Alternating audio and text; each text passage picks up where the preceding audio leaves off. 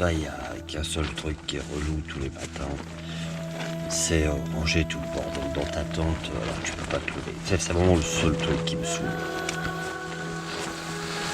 Pour ton petit-déj, tu préfères des œufs brouillés ou tu veux des toasts? Je vais prendre un responsable. Marc, au moins t'es sûr de pas mourir de faim.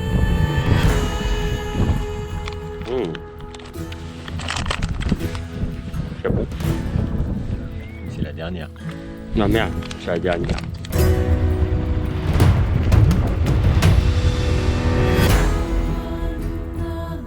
Ouais, sincèrement et honnêtement, j'avoue qu'il serait temps que la Shkumun nous rende notre liberté.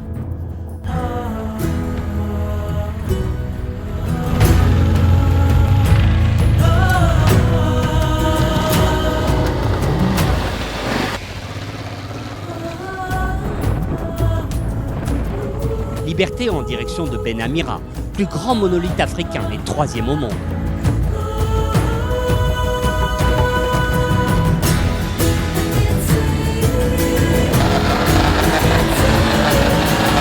À 5 km de là, Aïcha, l'ex-femme de Ben Amira, paraît-il.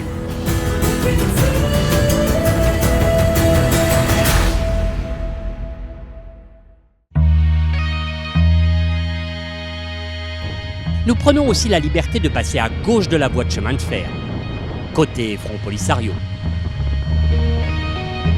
Là où tout le monde dit, surtout n'y allez pas, c'est miné. Mais alors, miné de chez miné.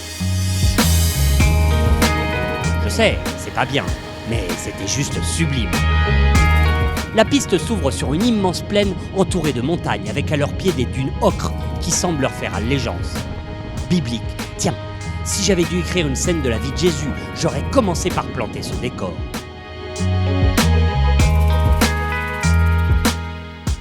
On a fait quelques photos, des prises de vue vidéo. On a profité de la minéralité et du silence de l'endroit.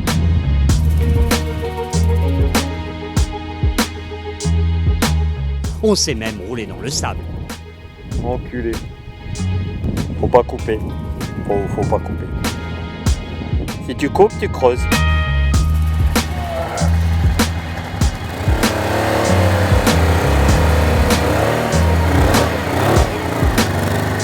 Puis, on a repris notre route en évitant soigneusement de rouler à proximité des acacias. C'était pas le moment de crever. Cela dit dans tous les sens du terme. La Mauritanie, ce n'est toujours et jamais que des cailloux et du sable, mais curieusement, ce n'est jamais pareil. On a rejoint Choum quasiment en même temps que le train. On a refait le plein dans une boutique clandestine, dans l'arrière-cour d'une maison. Essence. Provenance de ces fûts, inconnue. Qualité de l'essence, inconnue. Chocolat. Katiran. Prix, 1,50€ le litre. Essence. L'essence, on va avoir de l'essence. Mais comme le dit Amaury, ici ce qui compte, c'est pas le prix de l'essence, mais sa valeur. Ça fait 1,50€. On s'en fout. Ouais, hier j'aurais payé n'importe quoi.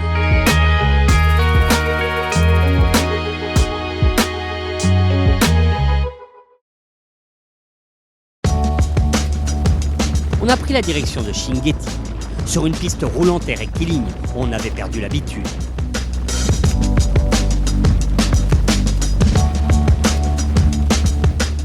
On a franchi un col somptueux.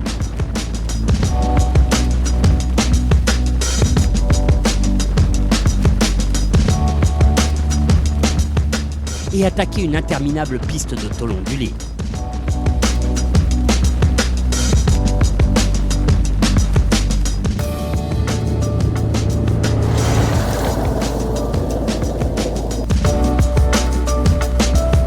Un supplice qui aura raison du support droit de jerrycan sur la moto d'Amaury et ventilera aux quatre coins de la Mauritanie, mais des monte-pneus. Chinguetti. Je sais pas pourquoi, quand j'entends ce nom, je pense de suite au reportage habituel sur sa bibliothèque, ses ouvrages séculaires. Mais non, reste, je vais pas t'imposer ce supplice, car pour moi, Chinguetti rime surtout avec Dune.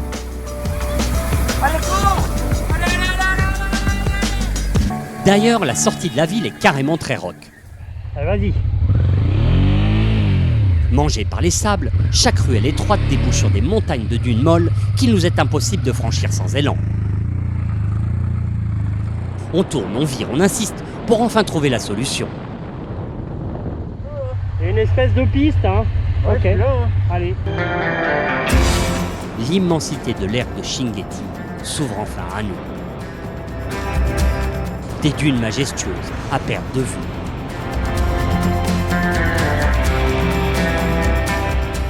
Ici, c'est le désert, le vrai.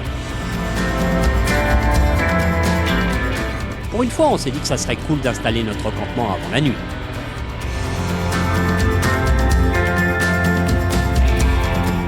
Là, ça sera bien.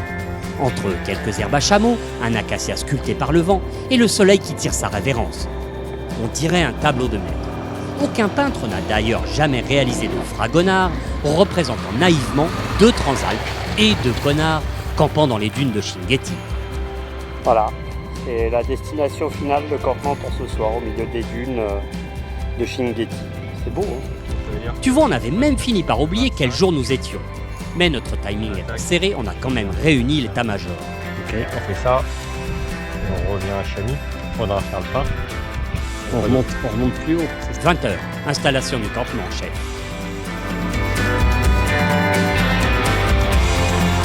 On renonce à une plâtrée de pâtes qu'on s'était pourtant promise la veille. La gamelle est trop petite pour les faire cuire correctement et en une seule fois, le lyophilisé fera l'affaire. En fait, je pense qu'on a hâte de se glisser dans nos duvets. Là, au milieu de cette immensité dunaire.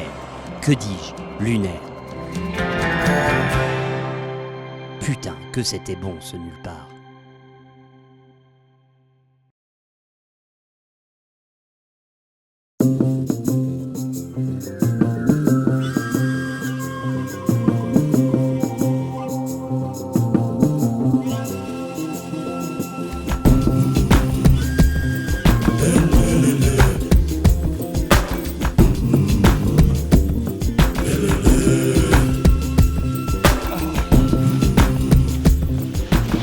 Tu sais quoi?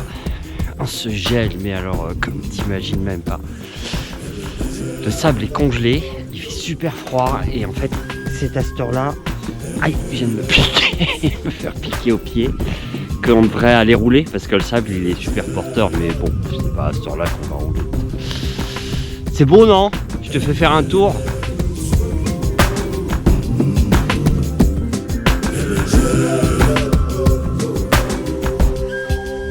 Ouais, c'est beau.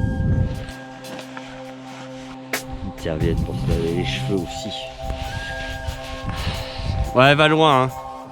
Avec toi, j'irai pas derrière cette dune-là. Encore. Non, une autre encore après. Tu sais, quand on voit que ça s'est bien passé, il a le sourire. Et ouais, ça commence comme ça, une journée réussie. Oui, mais pas que. Une orange et on se casse. Bah ouais, on est pressé, on a encore des barcanes à franchir. La barcane? Une dune en forme de croissant allongé, souvent molle et hyper cassante sur l'un de ses côtés. Du genre vicieuse, fourbe, imprévisible. La preuve.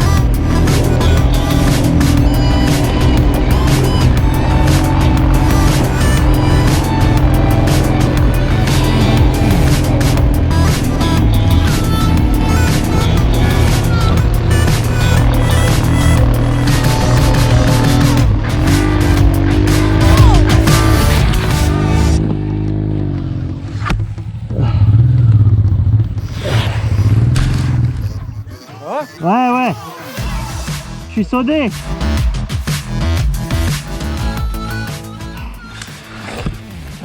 Me voilà séché au sol avec une douleur que je connais bien. Je te suis. Ah ouais, ralentis d'un Tu coupes, je coupe. Je te disais quand on suivait. Je me suis un peu niqué l'épaule, mais ça va bien. À droite, elle est un peu fragile. Merde, la journée commence vraiment mal.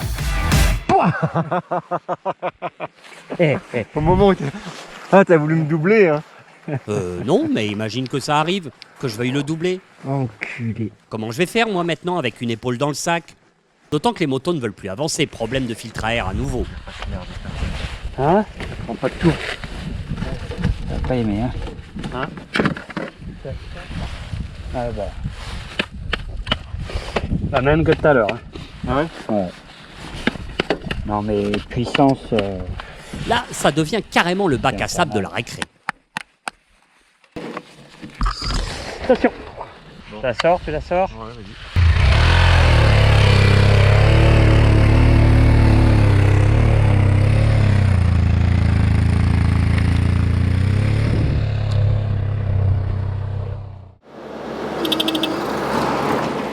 De retour sur Shingetti, nous nous arrêtons dans une échoppe où les mecs tentent de ranimer une mercos hors d'âge. Notre mission n'est d'ailleurs pas si éloignée que ça de la leur. Nous tentons de prévenir une embolie pulmonaire. Il est 14h, on fait les pleins. Notre objectif est de rejoindre Wadan à 130 km de là, puis 50 bandes plus loin, Gelbrisha, un cratère de 50 km de diamètre, surnommé aussi l'œil de l'Afrique.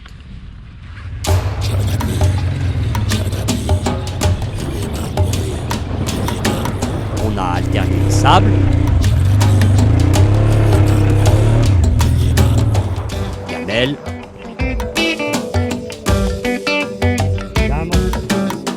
filtre à air, sable, gamelle, filtre à air, la routine quoi. Sable, ouais bon, je crois que t'as compris. Sauf que là, attends, devant mes roues, qu'est-ce que je viens de voir?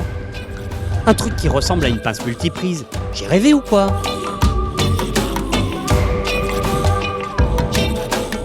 Levier d'embrayage,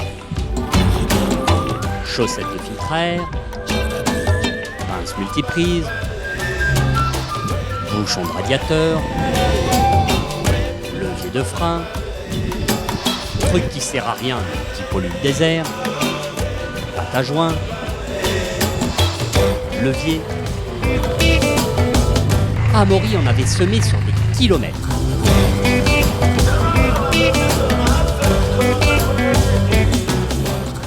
Il est allé chercher le reste, non sans laisser sa signature. Un peu de poussière sur les pièces détachées, ça fait pas de mal. Rien, tu m'entends? Rien ne se passe jamais comme prévu. Tu comprends ça? Tu te dis, on va aller faire un tour au cratère quand même, c'est un peu obligatoire. C'est joli. Allez, on calcule, midi on y est, 15h on est revenu à Wadan. Ouais, je pense qu'on va dormir là-bas, tu vois. On est en train d'hypothéquer nos chances d'aller sur le banc d'Arguin. Mais écoute, c'est comme ça, s'il n'y a que ça qu'on voit pas, c'est pas grave. Allez, il va falloir y retourner.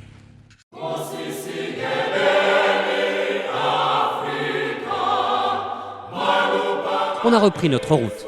Sable, gamelle... Ah non, nous débouchons enfin sur une immense étendue porteuse.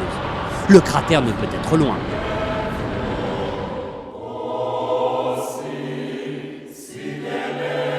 Une dernière montée et ma Transalp décide d'afficher son ras-le-bol. Première, gaz en grand, elle doit développer 20 chevaux hors taxe et ratatouille comme si elle disposait d'un traction control qui se serait enclenché dans le sable. Impossible de prendre de l'élan, de sortir la roue arrière à la surface du sable. Fin de parcours. Par acquis de conscience, j'envoie mon drone pour constater que les 10 bornes restantes sont rigoureusement identiques. Demi-tour, nous n'avons pas d'autre choix. Il est 17h. Nous devons à nouveau franchir le plateau et l'ergue, puis s'envoyer 170 km de tôle ondulée pour rentrer sur Attar. De nuit, forcément. Curieusement, alors que nous avons déjà fait les 3 quarts du parcours, Tifoujar et encore plus Dakar semblent s'éloigner de nous.